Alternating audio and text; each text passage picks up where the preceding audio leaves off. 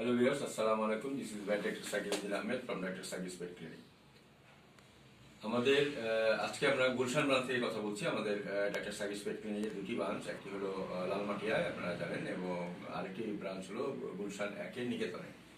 তো আপনারা যারা গুলশান এরিয়াতে পোষা প্রাণী পালছেন, যে কোনো ধরনের পোষা প্রাণী, এটা হলো কুকুর, বিড়াল, র্যাবিট, গিনিপিগ, হ্যামস্টার, পাখি, টার্টেল, ফিশ, সব ধরনের পোষা প্রাণী নিয়েও আপনারা আমাদের এখানে আসতে পারেন। আমাদের নিচে দেওয়া নাম্বার যোগাযোগ করে, আমাদের সকাল 8টা থেকে রাত 8টা প্রতিদিনই খোলা থাকে।